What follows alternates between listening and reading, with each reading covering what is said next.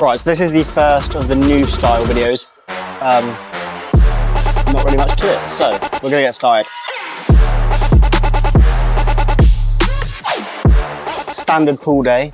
I haven't actually filmed my workouts since I've changed my split, so I'll go through it throughout the video. But essentially I'm doing a push-pull split, or push-pull rest, push-pull rest. And then the corresponding leg muscles for that session will be done at the end. So for pull, it's hamstrings and glutes, and then for push, it's calves and quads. So considering today's a pull day, we'll be doing hamstrings and glutes at the end of this session. Glutes. Starting with pull, I'm just going to speak through anything that I think is relevant in the session. My knowledge since posting my workouts has skyrocketed, particularly with regards to the physiology of what's happening in the muscle when you're working out, and why you'd want to do certain things whilst you're training. So if you've got any questions about why I'm doing an exercise, please ask them, because if I haven't got an answer, then it makes me realise, well, I don't really know why I'm doing this exercise. And same with why am I not doing something else? That's also a very good question to ask. So we'll go through things, reference some studies and some research that I think is important when applying certain science to your training, and then we can sort of round up at the end. Anyway, let's get started. So I use Whoop for all of my workouts because I have one. So if I was you and you are not sure if you want to use a Whoop and you don't think it will help you, you might be better off just using a standard workout planner app. I benefit from all of the the insights the Whoop gives you on top of all of the sort of the workout planning. So anyway, I'm going to start with a seated row. This is for the upper lats. It targets the whole lat, but the upper lats are the best shoulder extensor in the certain range of motion that I'm going to be completing a seated row. I'll go into more detail once I've done the first couple of sets, and then we can have a look how the other lat exercise targets the lower portion of the lats too. So let's get into it. Just going to do a nice little warm up to start.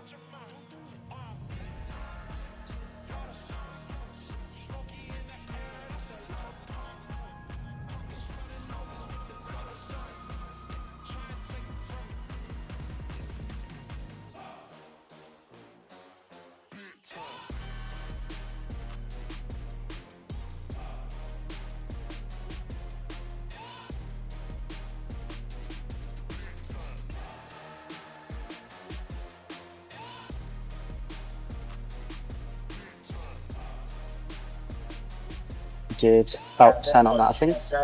I see a lot of things about people saying how you don't really need to rest between warm-up sets, but I am inclined to disagree, partially because it's still taxing. Like, it is still taxing. Like, if it's a decent warm-up, you're still going to be a bit tired after the set. So if you want to rest and you're not on in time constraints, just rest. At the end of the day, you're probably going to get better gains if you do rest anyway, so why not?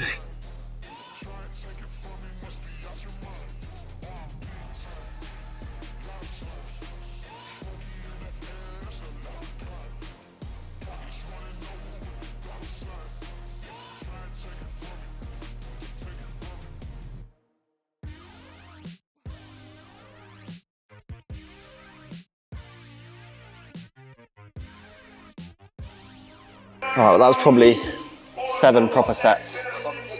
So, not sets, sorry, reps. 7 proper reps.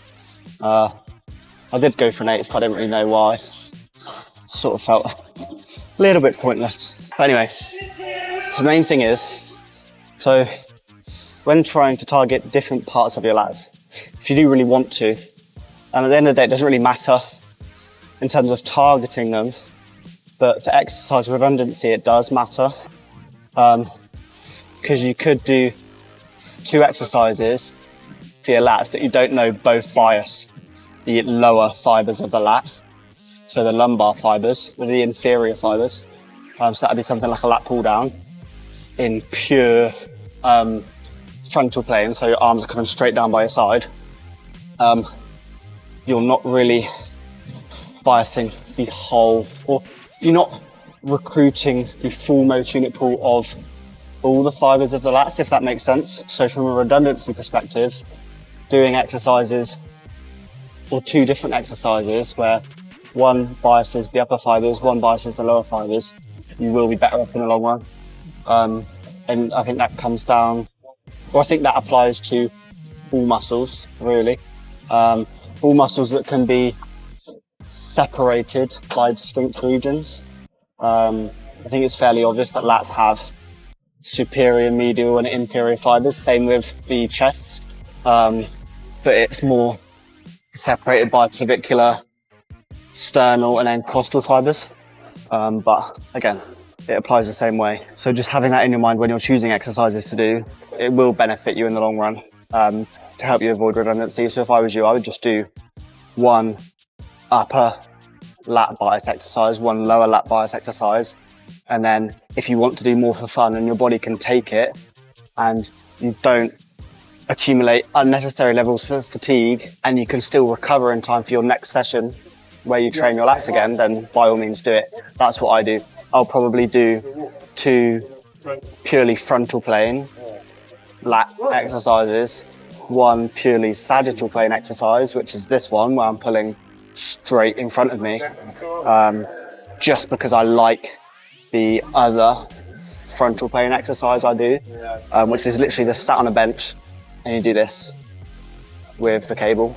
I mean, it's kind of in the scapular plane, so it's like in between the sagittal and frontal plane movement, but again, it just comes down to doing what you enjoy, which is generally the most important thing, because if you don't enjoy it, you're not going to stick to it. So no matter how good your workout is, if it's boring, you just won't come again. So let's do the last set on here, and then we'll hop onto the lat pull down. It is straight in front of me and there's 2 guys on it at the minute, so we'll see if they're done.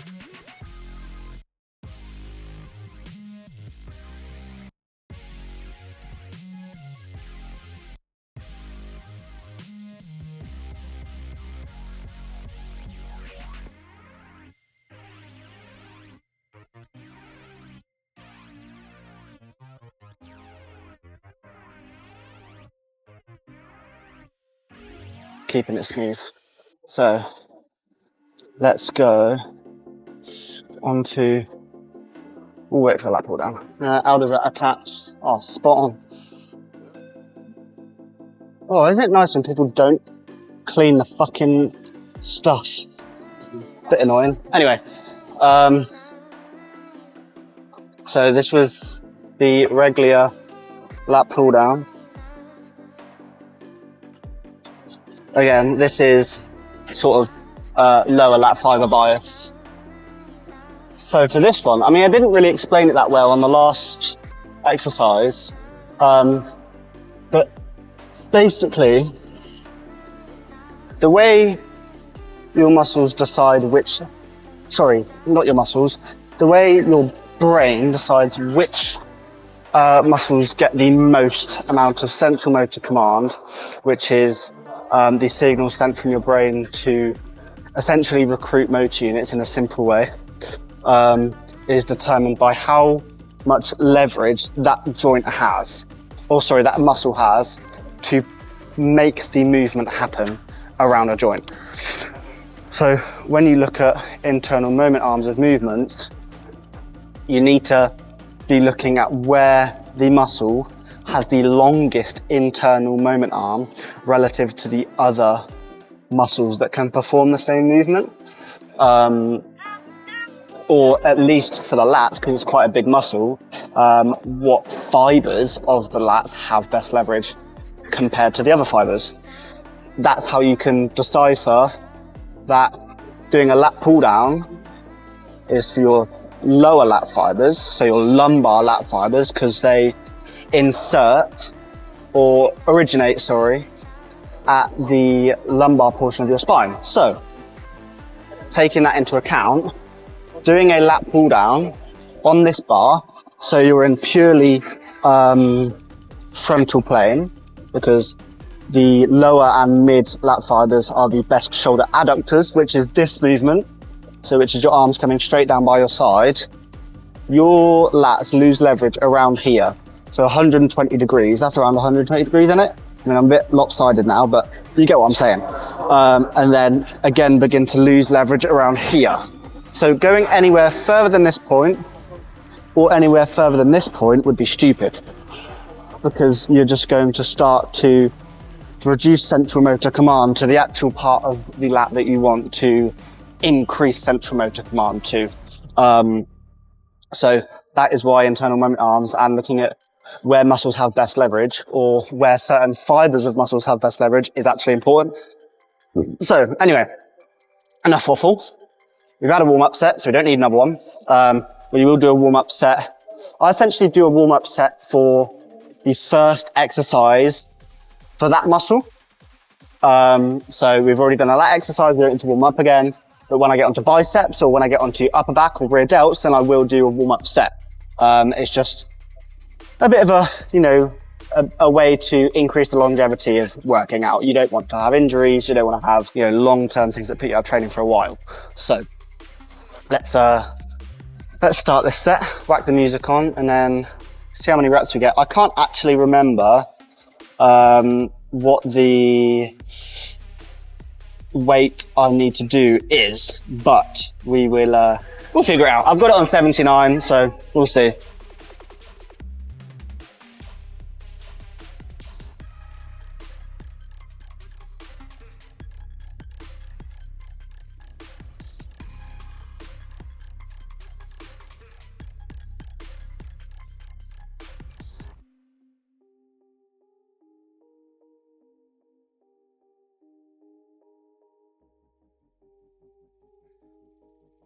That was an awful set. Do not use that as an example.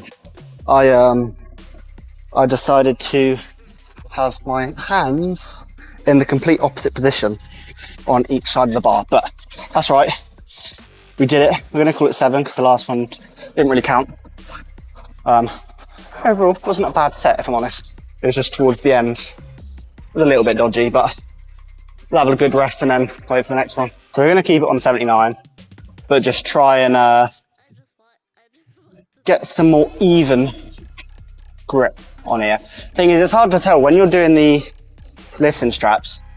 It's actually hard to tell where your grip's going to finish off, because you start it and it like wraps around and wraps around and wraps around, and then by the time you've got to finish in the strap, your hand's like a meter to the right or the other way, whatever. But anyway.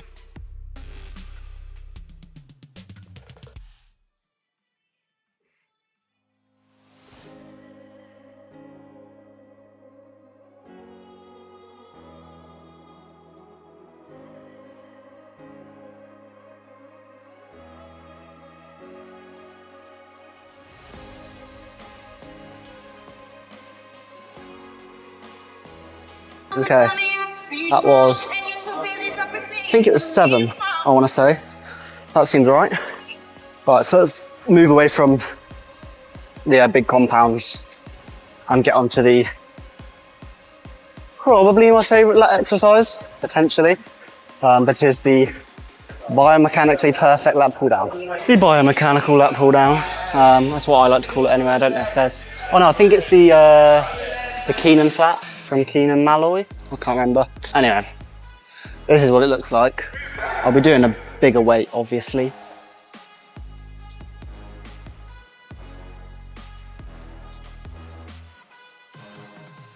And if you want to sit down, you can. I might do that. That's too low. Right, let's check the working weight on. Can't actually remember what it is, but, well, 14 point, oh, so this one, let's try it, see how we get on.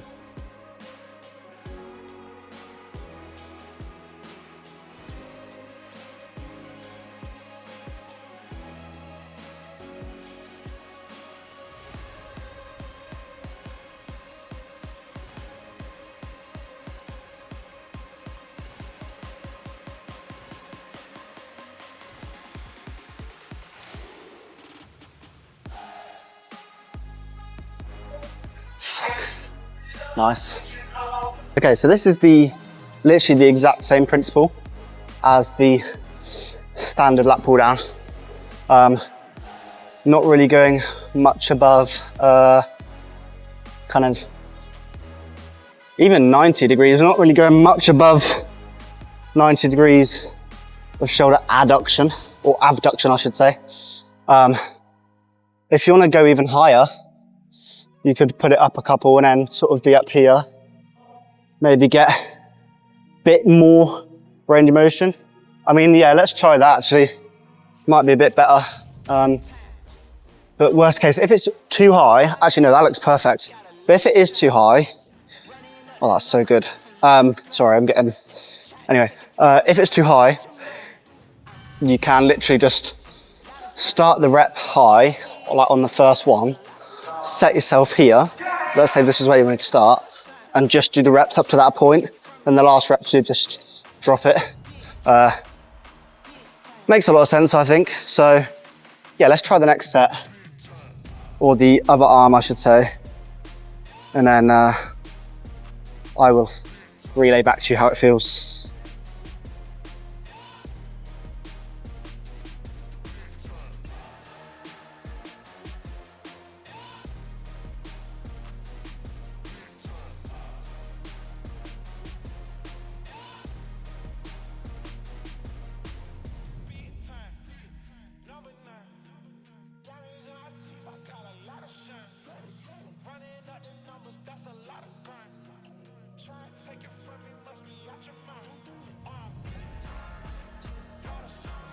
Okay, that was solid, I like that. By the way, I'm not holding my lat for any reason, apart from it feels good. I mean, the feeling doesn't really mean much, but it feels better than holding like here, or you know, just hand on my hip or my leg. So I just hold that for comfort, and I suppose it makes me feel more stable. But there's no real scientific reason. Again, this is literally just an exercise I'm doing for fun. I will get more gains from it, but it would be pretty much the same as doing 2 more sets of lat pull downs, in essence. So yeah, don't think too much of it. I'm gonna try and hold it actually this time. Yeah.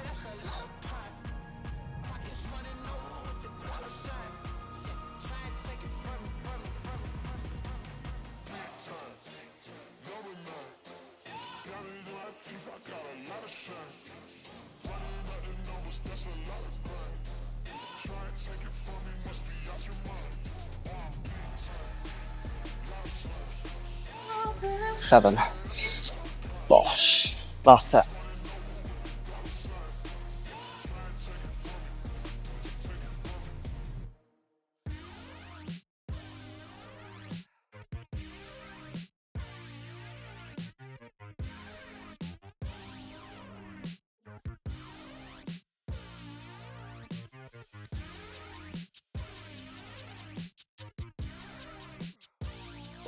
Cool. I could tell I was gonna have to fight for that one, so not much point in it. Let's come to biceps. Right, I'm literally just facing this way because that's the way I can face the camera, but I'm now gonna be doing a seated incline curl. Nice and fun. Kind of a similar reason I do this exercise as well, to be fair. So if you haven't seen my video on bicep exercises and their internal moment arm on my shorts pages, go click the link in the description, visit either one of them, and it breaks down sort of where the biceps have best leverage, things like that. Long story short, biceps have best leverage from 20 to 70 degrees of elbow flexion. So kind of from like here to here-ish. It's very hard to be accurate with the joint angle when you're looking at it yourself. But anyway, because that's 90 degrees roughly, that's 0 degrees of elbow flexion. So anything sort of like here to here, you're best off really. I mean, I've been saying this for years, literally only with the biceps though. I had no other knowledge on where muscles have best leverage outside of the biceps. And everyone said I was wrong, but I'm right. So anyway, outside of that range of motion, you're more brachioradialis, which is this nice chunky muscle of your forearm. So if you want to be targeting your biceps the best, most bicep movements will have this as the sort of the hardest portion anyway. So you shouldn't really have many issues. But again, there are some that don't. So there are some exercises that have the hardest point at full elbow flexion, which is ridiculous. Like if you're doing like a cable spider curl, for example. So if you're flat over a bench, you've got a cable in front of you and you're curling like that, you've got most resistance here, which is pointless. Or not necessarily pointless, but it can be better. And then above the fact, this exercise limits any worry of active insufficiency. I'll go into that after this set. And it also experiences benefits from the length-tension relationship of the biceps. So the length-tension relationship of the biceps is that you have high levels of force production in a lengthened position, which again aligns with the internal moment arms of the biceps. So, all that being said, again, I'll speak about active insufficiency after I've done the first couple sets, and then we'll have a little bit of a round off and then go to the next set. Or next exercise, I should say. Right, cool. So we're gonna do 16 by 8, and then 20 by 8, up to. When I say a rep, I mean up to that amount. If I go past that, I'll just up the weight.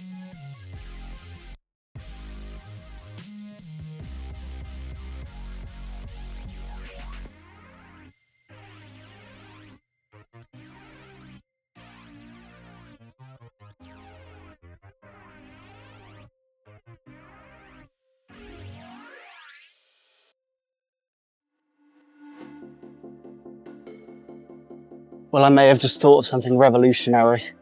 So obviously we know about Keenan Malloy's whole thing on dead stopping. If it's a way to eliminate the eccentric, because that is the most muscle damaging part of a movement, do it. So, on that note, I think I figured out a way how to dead stop on incline dumbbell curls. And you might have spotted it towards the end of the set, so I tried to do a couple of them, but it was accidental.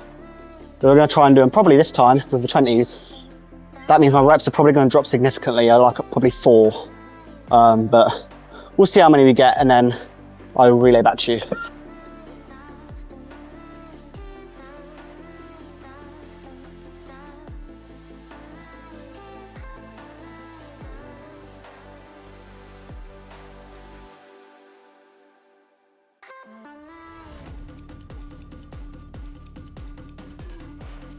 Absolutely no chance. Okay, that was not happening. And I felt a bit of a strain in my wrist. Don't quite know why, but let's drop it to 18. See how it feels. So that's 3. Not ideal, but fine. Again, I didn't really keep the tension where I wanted it, but we can revisit that. All right, so just super quickly, to briefly explain the length-tension relationship of the biceps and active insufficiency. So, active insufficiency is when usually happens mostly on biarticular joints. So muscles that cross 2 joints, like the long head of the bicep, or the long head of the tricep, or parts of the hamstring, things like that. So that's why some muscles contribute to 2 different movements. For example, the biceps, the long head, contributes to shoulder flexion as well, which you may have not known. So it does this. But because it contributes to shoulder flexion, that means the bicep is getting shortened when it's in front of you, but then also shortened when your elbow's flexed. So if you understand the, I suppose it's maybe not biomechanics, but I think it's probably the biology, I would assume, of the biceps. So sliding filament theory is really what it is.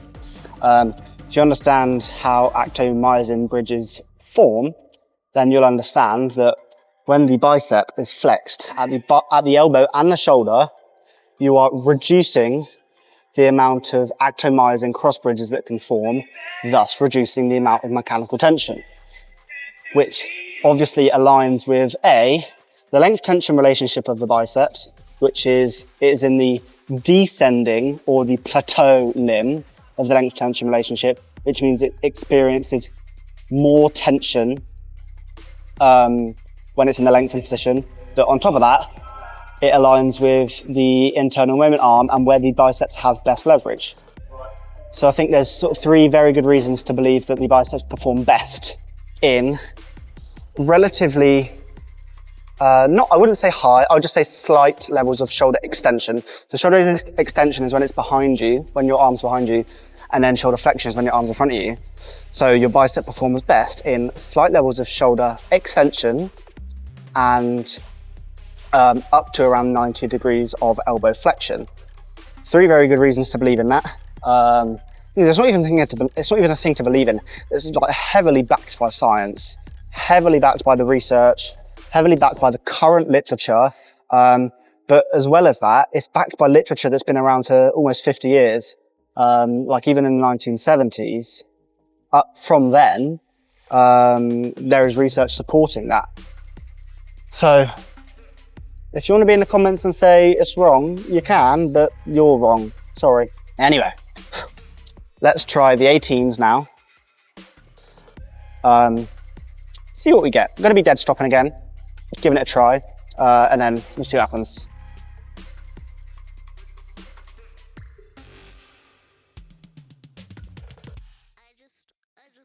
I just want to say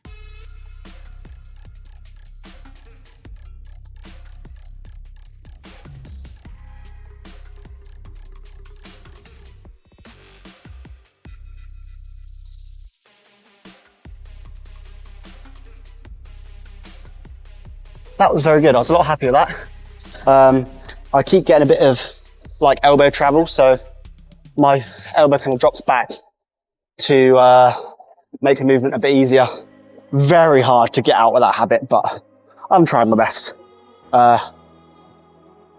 Okay, that's one bicep exercise done. The only bicep exercise actually, well at least targeted. And then we're going to go on to some pronated curls to get a bit more of this chunky muscle going. All right, you can go heavy on this. I think. I haven't done this in a while, but I'm gonna give it a try. Again, I'll explain why this exercise is so good for the brachioradialis.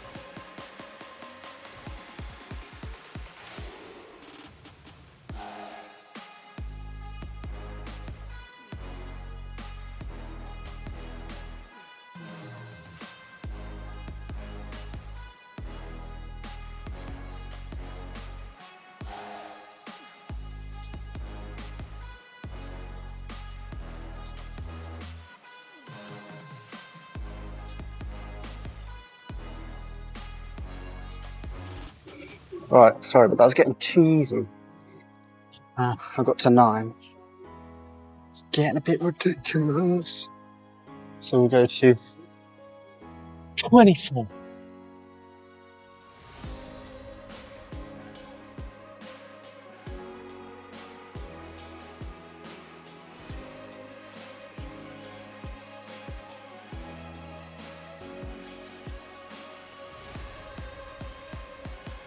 Okay, I mean, same reason for this exercise. All comes down to the internal moment arm. So brachioradialis does not suffer from active insufficiency, but it does have best leverage, sort of 70 to 120 degrees of elbow flexion, which was the joint angle range of motion I was trying to work in. It's hard, but it can be done. I think when you try and think of an exercise that works sort of 70 plus degrees range of motion in your elbow, you can do it. It's a little bit of a difficult one to do. I think what I might start doing is having my elbows almost, if you can still see me here, almost like here and curl up like that, because now short external moment arm for this exercise.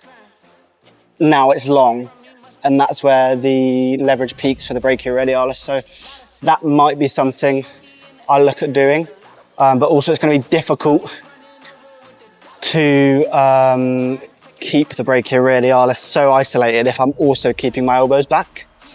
We're just going to have to try it out. We're going to have to see what's happening, and then we'll do one more set of this, and then we'll go on to finish with upper back, because in my opinion, the upper back is my strongest point out of my lats and my biceps and my forearms. So we'll leave it to the end. But doesn't mean I'm not going to train it as hard as normal, it just means it probably won't get as much growth stimulus as I would want. But again, we'll see.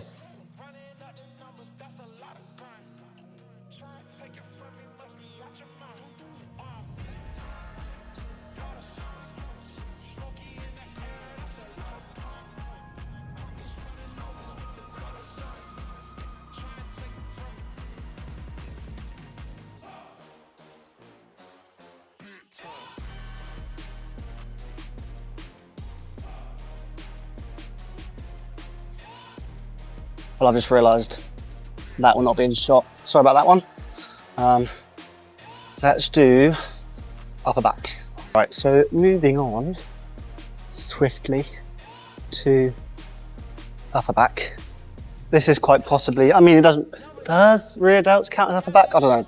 But anyway, I'm gonna say it does because it's in the same movement. So this is a supine reverse cable fly on 7.9.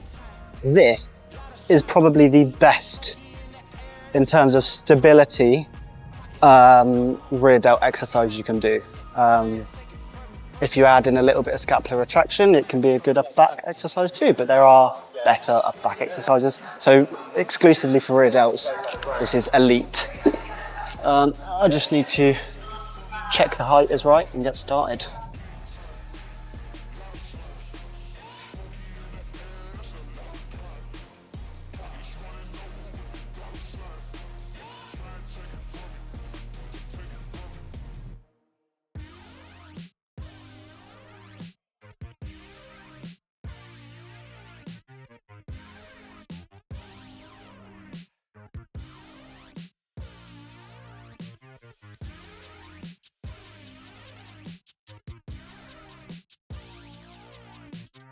My shoulder just went weird, but that's all right.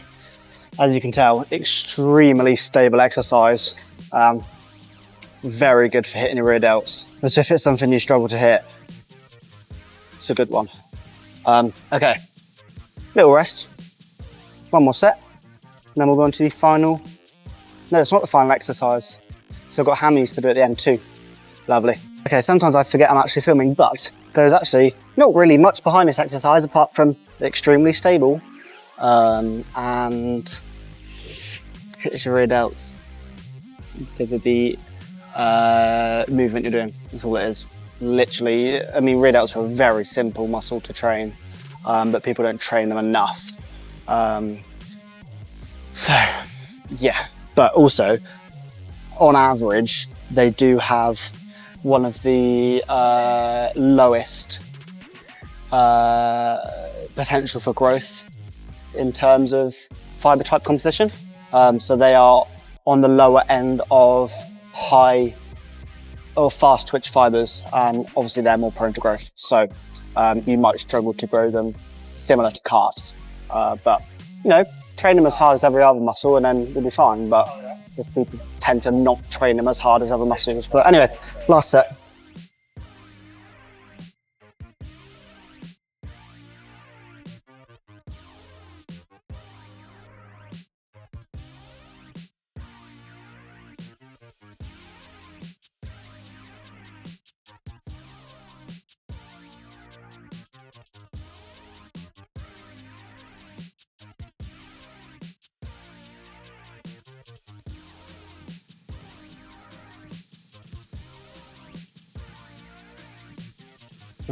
Oh no, why do I keep saying last exercise? So, finally, you're going to be doing upper back shrugs. This is more for mid traps and rhomboids because they have best leverage in lower angles of shoulder flexion. So if you can see the angle between my midline, or like my side, I suppose, and my upper arm, because lower arm makes no difference to your upper back because they're not, you know, attached, but upper arm does. So, because they're involved in scapular retraction, so this one. So yeah, that's it really. Lower angles like 0 to 45 degrees of shoulder flexion is where your upper back, mid traps, rhomboid, that sort of group has best leverage, so easy way to target them.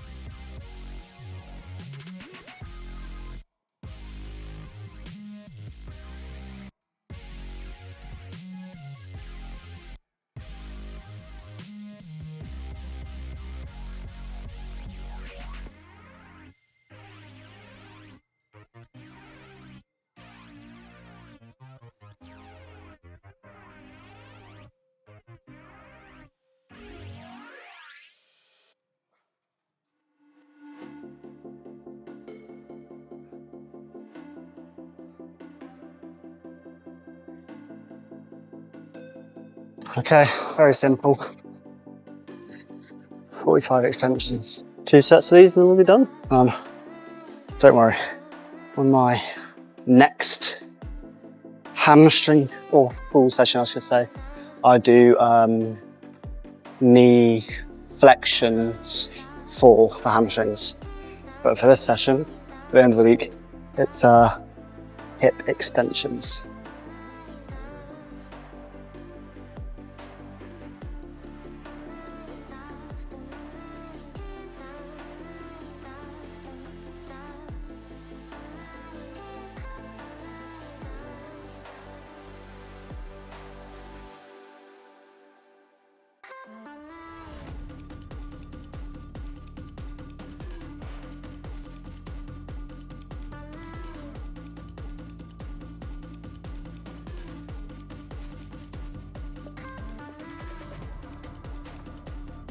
Right, because that's a bit too light, I'm gonna grab a sandbag.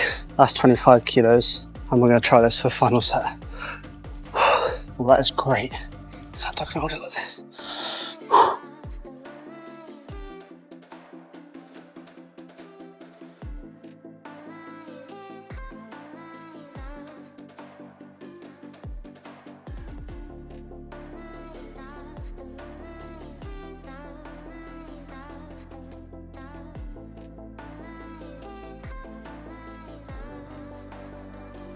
Right, thank you guys for watching. That's the end of my workout.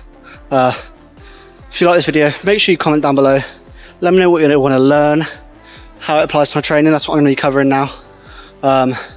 More informal workout videos with education on the side. So once again, if you're new, hit the subscribe button, turn on the bell icon so you get notified every time I post, and make sure you leave a thumbs up so let me know you enjoyed this video. Thanks for watching. I'll catch you in the next one. Peace.